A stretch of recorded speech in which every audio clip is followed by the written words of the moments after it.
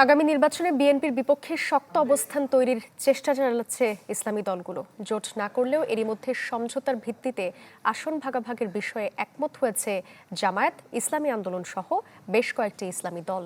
রমিজ হোসাইনের রিপোর্ট।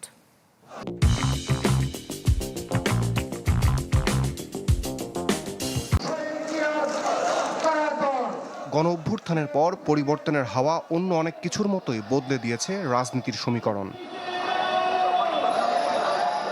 তাই ছেদ পড়েছে বিএনপি জামাতের প্রায় 2 যুগের গাঁটছড়াই। অন্যদিকে সাপে নেউলে সম্পর্ক ভুলে কাছে আসছে জামাত ও চরমোনাই পীরের ইসলামী আন্দোলন বাংলাদেশ। বড় পরিসরে এর বহিঃপ্রকাশ ঘটল শনিবার সোহরাওয়ার্দী উদ্যানের মহাসমাবেশে। আকিদাগত মতপার্থক্য একপাশে রেখে আগামী নির্বাচন ঘিরে সমঝোতা হয়েছে ইসলামী দলগুলোর মধ্যে। নির্বাচনে বিএনপির বিপরীতে শক্তিশালী অবস্থান তৈরি করতে চান তারা। একটি বাক্সের জন্য সবাই ভোট দিতে পারি আমরা, এটা যারা আমাদের সমর্থক গোষ্ঠী আছে তারাও চায়, নেতৃবৃন্দ প্রায় কাছাকাছি মতো এসে গেছে।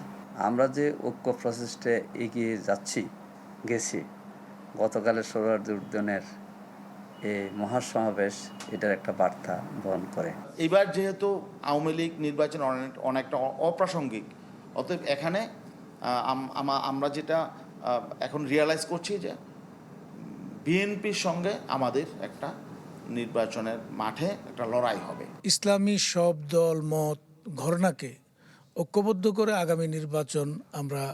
আগামী নির্বাচনের সময়টা পার করব।